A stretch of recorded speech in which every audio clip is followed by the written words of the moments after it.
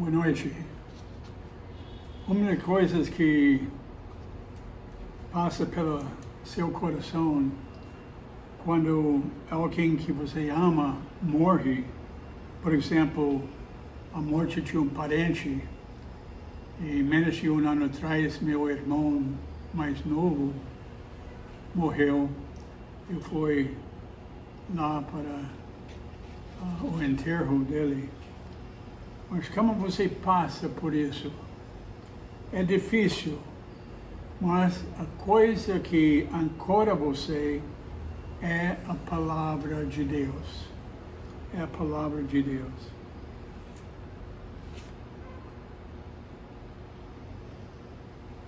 É muito simples. Tem algumas coisas que nós temos em Cristo que nos ancora por toda a nossa vida, independentemente de qual provação que passamos. Eu quero falar um pouco sobre isso. O tema da minha mensagem é: seu amor merece nosso amor. O seu amor merece nosso amor. Romanos 8, versículos 26 e 27. Semelhantemente, o Espírito também nos ajuda em nossas fraquezas, porque nós sabemos o que devemos orar como convém, mas o próprio Espírito intercede por nós com gemidos que não podem ser proferidos. E aquele que examina os corações sabe qual é a intenção do Espírito, porque ele faz intercessão pelos santos segundo a vontade de Deus. Aqui, isso é bem simples, que Deus, o Espírito Santo, que vive em nós, ele está em nós e ele está nos ajudando quando nós oramos, para que nossas orações vão perante Deus Pai. As orações começam a ser sorteadas para a vontade de Deus. Isso é muito importante. Você sabe que nós não somente temos o Espírito de Deus intercedendo por nós, você sabe que nós temos um mediador e temos duas pessoas fazendo intercessão por nós. Nós temos o Espírito Santo e nós temos o Filho de Deus. Romanos 8, 34 nos diz: quem é que condenará? É Cristo que morreu, sim, que foi ressuscitado, o qual está à direita de Deus e também intercede por nós. Então eu tenho o Espírito Santo, eu tenho o Filho de Deus, e elas estão me ajudando, intercedendo por mim perante o Pai. Isso é um bom negócio, não é? Agora, o Espírito Santo, o que ele faz? Ele me ajuda a orar. Veja o versículo 27 de novo. E note a última parte desse versículo. Porque ele faz intercessão pelos santos segundo a vontade de Deus. Isso é muito importante. Não é diga e é seu. Não é pedir e receber. Não é o que você pensa, o que você vai receber. Mas você ora de acordo com a vontade de Deus. O que é a sua vontade, a vontade dele, porque sua vontade é melhor do que nossa vontade. Amém? É um fato. Filipenses 4, 6 e 7 diz: por nada estejais ansiosos, mas em tudo, pela oração e súplica, com ações de graça, sejam as vossas petições conhecidas diante de Deus. E a paz de Deus, que excede todo entendimento, guardará os vossos corações e vossas mentes através de Cristo Jesus. Não diz que Ele vai nos dar tudo que pedimos.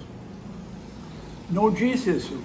Agora, isso era para os judeus nos evangelhos, a nação de Israel, o povo de Sinai. Mas nós andamos pela fé. E nossa fé dá nossas orações a Deus. E nós confiamos em Deus o suficiente para fazer do modo que Ele acha melhor. Ele faz isso da maneira dele.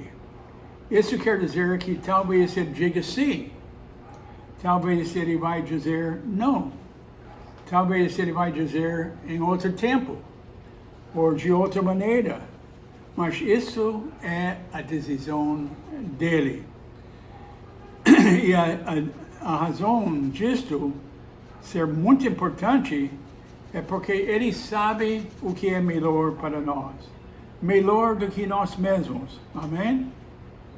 Ele sabe que não precisamos nos preocupar que Ele não vai nos abençoar o suficiente. Não temos que preocupar com isso. Efésios 3:20 diz, ora, aquele que é capaz de fazer tudo muito mais abundantemente, além daquilo que pedimos ou pensamos, segundo o poder que opera em nós. Então Ele nos dá, às vezes, além do que nós pedimos. Não é? Deus é bom o tempo todo. Tiago 1,17 diz, toda a boa dádiva e todo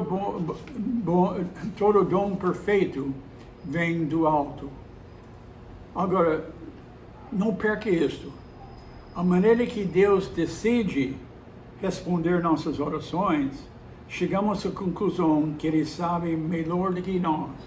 Em nossas orações, chegamos à conclusão, em nossa fé, nossa confiança, que a Sua vontade seja feita, porque nós sabemos alguma coisa. Agora vai para Romanos capítulo 8, onde nós vamos começar. Romanos 8:28 nos diz, e sabemos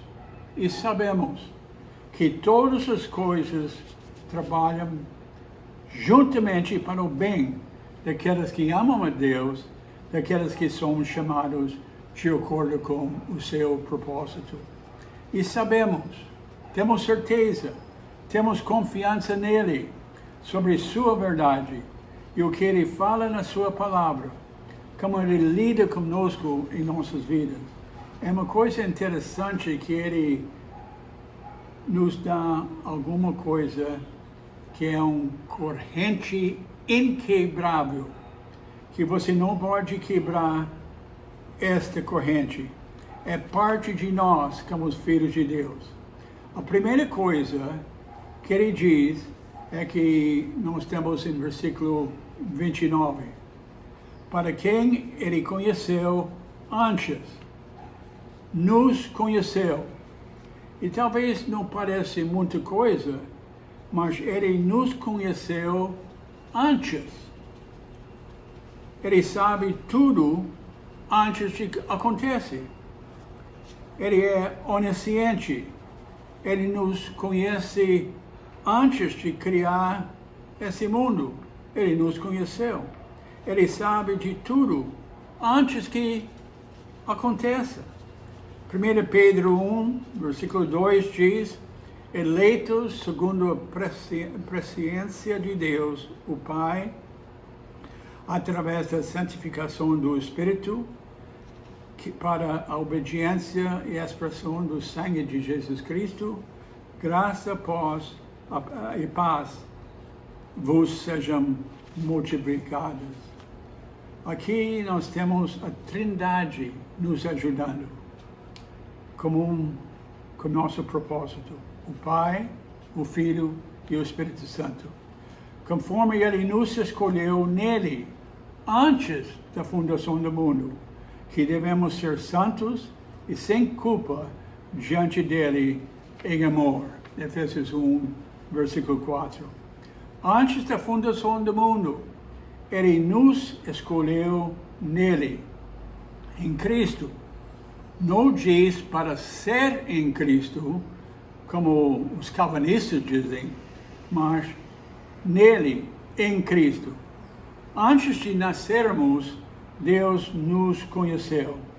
A razão disso ser importante é que nos mostra que nós não somos um acidente, nós não somos algo que envolveu e não é algo insignificante. Nós somos especiais, nós somos únicos. De fato, antes que Deus criar uma coisa nesse mundo, Ele já sabia quem você era. Esse é Deus. Então Ele nos conheceu antes. Versículo 29 de Romanos 8, para quem Ele conheceu antes, Ele também os predestinou. Antes de nascermos, Ele também nos predestinou. Ele já tinha um mapa da nossa vida, do que Ele quis que nós cumpríssemos. Antes de nascermos, Ele tinha um propósito, um plano e vontade para cada um de nós.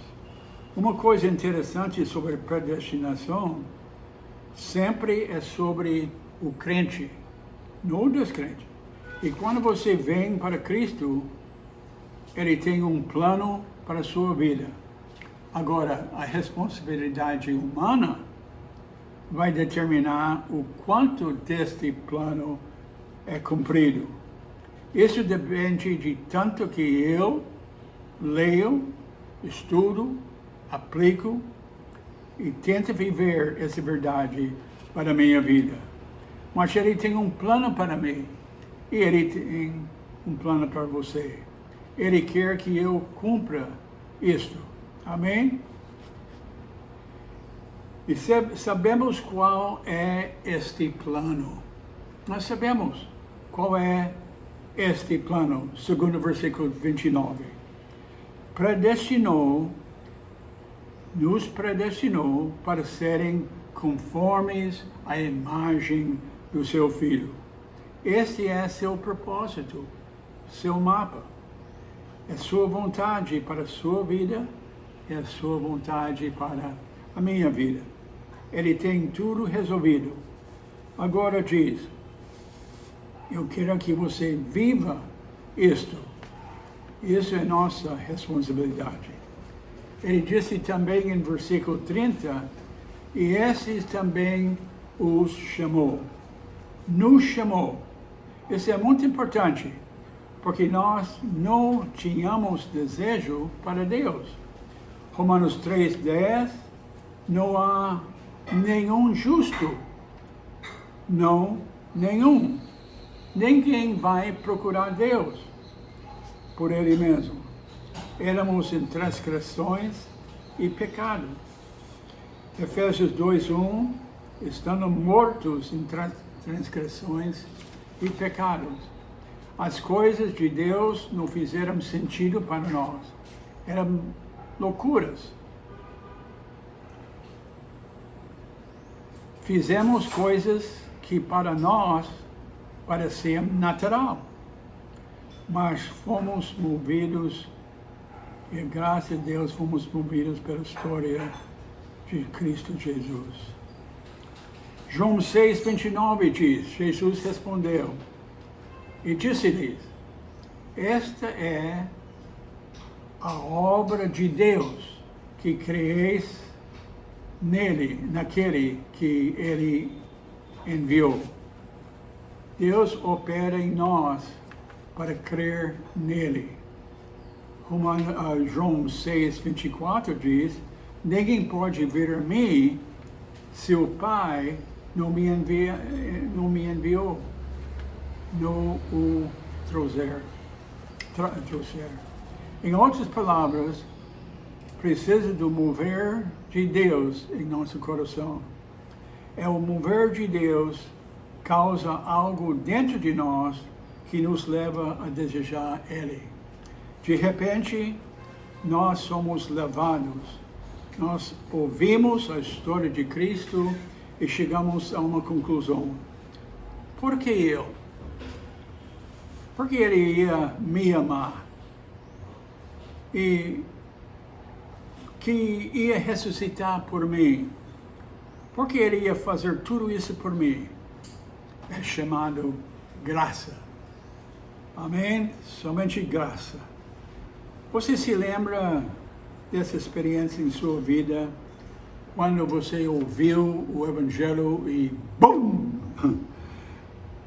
Você entendeu e pensou, eu preciso de Cristo. E você colocou sua fé no Evangelho que ouviu. Esse foi o mover de Deus operando em seu coração.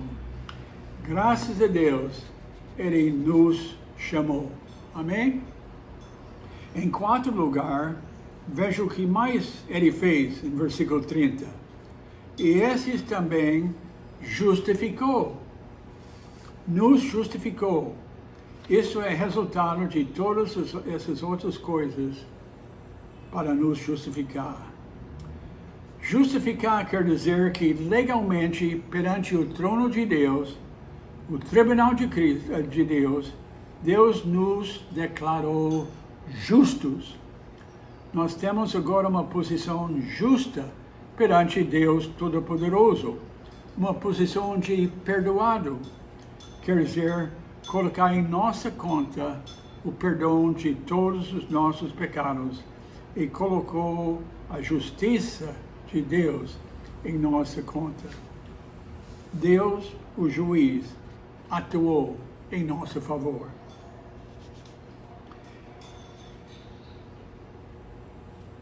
Isso foi uma vez por todos. Versículo 33. Quem acusará alguma coisa aos escolhidos de Deus? É Deus quem os justifica. Você não pode ir mais alto do que Deus. E Deus disse que você é justificado, porque você creu no Evangelho. Deus disse que você tem uma posição correta perante Ele. Deus disse, eu tirei todos os seus pecados. Eu lhe dei a justiça do meu filho. Eu declaro você justo. Uau! Justo. Amém?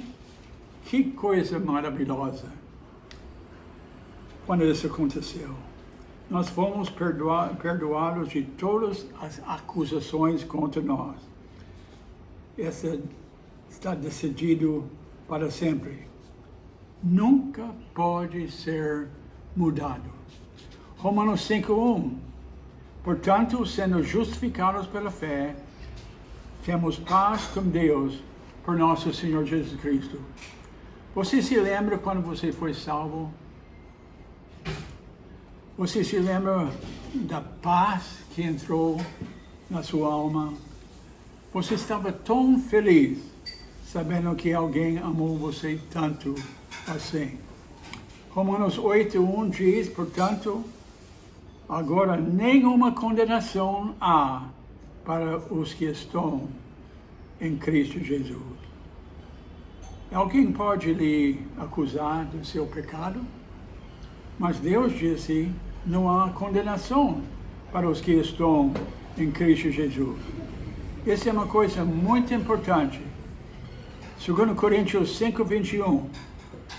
Porque aquele que não conheceu o pecado, Ele, Deus Pai, o fez pecado por nós, para que fôssemos feitos justiça de Deus nele. Esse versículo nos diz a grande troca. É como se Deus chegasse a mim, me abraçasse e absorvesse, tomasse para si todos os meus pecados. Eu absorvi toda a sua justiça. Amém? Que troca! E estamos vestidos de toda a justiça de Cristo. Quando o Pai me ver, Ele não me vê mais como pecador, mas como pertencendo ao seu Filho. E porque eu pertenço ao seu Filho, eu estou aceito pelo Pai. Amém? E também tem outra coisa que Ele fez por nós, por mim, por você, que eu acho bom demais. Ele nos glorificou. Antes disso, Ele diz, Ele nos salvou, Ele nos conheceu, Ele nos predestinou, Ele nos chamou, Ele nos justificou e nos glorificou. É um negócio feito, nos glorificou. Na mente e propósito de Deus, é uma coisa absolutamente certa. Vai acontecer. Não pode impedir isso de acontecer, porque está cumprindo a promessa e propósito de Deus para nossas vidas. Quando Deus nos salvou, Ele nos salvou do nosso passado, presente e futuro. E mesmo que meu espírito e a minha alma sejam salvos, eu ainda tenho meu corpo. E um dia será transformado, como Ele prometeu.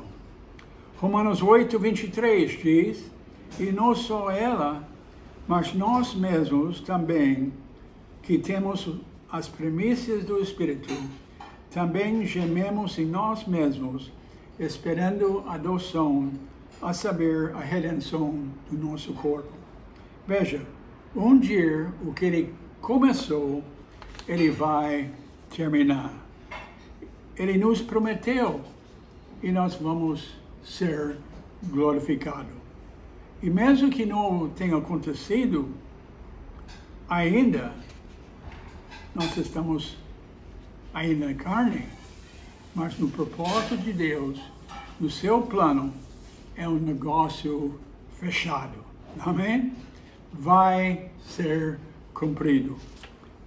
Graças a Deus, nós temos essa esperança. Isso quer dizer que você é certo do seu chamado. Tinha um tempo que Deus lhe chamou para a salvação e você respondeu. Você pode ter certeza do seu destino. Se você tem sido chamado, você não pode sair. Sinto muito. Você não pode cair fora. Amém? Se você está em uma dessas coisas, você está em todas. É uma corrente que não pode ser quebrada. E Deus tem mais alguma coisa aqui. Romanos 8, 31. O que diremos então a essas coisas? Se Deus é por nós, quem pode ser contra nós? Diz que Deus é por nós. O fato que Deus é por nós significa muito para mim. Só o fato que Deus é por mim. Antigamente, quando eu era jovem, um pouco mais jovem do que eu sou agora, joguei basquete com outros jovens. E duas pessoas escolheram seus times. Por exemplo, eu escolhi um time e ele, fulano, escolheu outro. Eu sempre procurei escolher os melhores jogadores. Eu falei, João. Ele falou, Ciclano. Eu falei, e você? Ele falou, Blô. E claro, nós procuramos coisas melhores para ficar do nosso lado, para ganhar o jogo. Eu quero que você saiba que Deus está do nosso lado. Deus é por nós. Versículo 31 de novo. O que diremos então a essas coisas? Se Deus é por nós, quem pode ser contra nós? Se Deus é por nós, Quem se preocupa com quem está contra nós? Não faz diferença. Deus é por nós. Ele está do nosso lado. Filipenses capítulo 1, versículo 6. Sendo confiante nisto mesmo, que aquele que começou a boa obra em vós, a realizará até o dia de Jesus Cristo. Como ele vai fazer isso? Porque ele é por nós, por mim. Ele nunca vai me deixar, nem me desamparar. E a última coisa é isso. Deus nos ama. Deus nos ama. Ele já provou isso. Lembra Romanos 5:8? Deus prova seu próprio amor para conosco, pelo fato de ter Cristo morrido por nós, sendo nós ainda pecadores. E Romanos 8:32, aquele que não poupou seu próprio Filho, mas o entregou por todos nós, como não nos dará gratuitamente também com ele todas as coisas espirituais? Se o Pai está disposto a dar seu único Filho, você não acha que Ele vai tomar conta de você e de mim? E meu coração, se meu coração está quebrantado, ou seja que for, eu vou abraçá-lo, Ele vai cuidar de mim. Versículo 37. Mas em todas essas coisas somos mais do que vitoriosos através daquele que nos amou. Através daquele que nos amou. E versículo 38, porque eu estou convencido que nem a morte, nem a vida, nem os anjos, nem os principados, nem as potestades, nem as coisas do presente, nem as coisas do porvir. Versículo 39, nem altura, nem profundidade, nem alguma outra criatura será capaz de nos separar do amor de Deus, que está em Cristo Jesus, nosso Senhor. Eu tenho o amor de Deus inseparável por mim. Nada pode me separar do amor de Cristo por mim. Outros podem não me amar ou nem gostar de mim, mas Deus sempre será presente para mim. Seu amor é sem fim. Seu amor não muda. Seu amor nunca falha. Seu amor é inegável. Seu amor é sem limites. Seu amor não é egoísta. Seu amor não pode ser questionado. Seu amor é imerecido. Não tem nada igual o seu amor. Por isso que eu mencionei, foi por mim. A gente anda nesta vida e a gente pergunta, eu estou sozinho? Sozinho? Olha para tudo isso que eu acabei de falar. Algo está acontecendo em minha vida e a vida de cada filho de Deus que está me ouvindo. Isso quer dizer, Ele está procurando por mim agora e procurando por você. Eu vejo o tanto que Ele me ama e fez por mim e como Ele cuida de mim. Eu me pergunto, o que eu vou fazer com a minha vida agora? 2 Coríntios 5, 14 e 15. Porque o amor de Cristo nos constrange. Porque assim nós julgamos que um morreu por todos, então todos morreram. Ele morreu por todos, para que os que vivem não vivam mais daqui em diante para si, mas para aquele que morreu e ressuscitou. Os que somos salvos, Deus disse, eu lhe salvei, eu fiz todas essas coisas para você levar você a essa posição. Ele nos salvou, Ele nos conheceu, Ele nos predestinou, Ele nos chamou, Ele nos justificou, Ele nos glorificou. E o que você vai fazer com esse grande potencial? Você vai ficar parado? Você vai reclamar da vida, como é difícil? Você vai ter pena de si mesmo? Coitado de mim? Ou você vai começar a viver do lado da vitória, quem você realmente é e tem em Cristo Jesus. Amém? Graças a Deus que essas coisas que ancoram sua alma. Mas deve ter uma resposta nossa. Um grande evangelista, Roman Appleman, foi chamado para pregar o Evangelho. E seu pai e sua mãe tentaram me impedir. Tentaram fazer tudo para ele mudar de ideia. Eles levaram ele para pegar o trem e disse: quando você pega o trem, vai ser a última vez que você vai ser bem-vindo em nossa casa. Ele pegou o trem com lágrimas nos olhos e foi. Ele disse que eu olhei além dos meus pais e vi a terceira cruz. Ele disse que esta é a coisa que preencheu sua mente e seu coração para fazer aquela decisão. Outro grande evangelista, talvez você já ouviu falar, David Livingstone. Ele ouviu uma pregação de alguém na Inglaterra, quando o pastor perguntou quem está disposto a ir para Cristo. Ele falou em seu coração, movido pelo Espírito Santo, eu vou. Ele se tornou um grande missionário na África. Passou muitos anos lá e ninguém tinha ouvido alguma coisa por ele por muito tempo. E um bom amigo dele, Stanley, foi procurar ele e disse: Sr. David Livingstone, todo mundo está perguntando por você. Por que você não volta?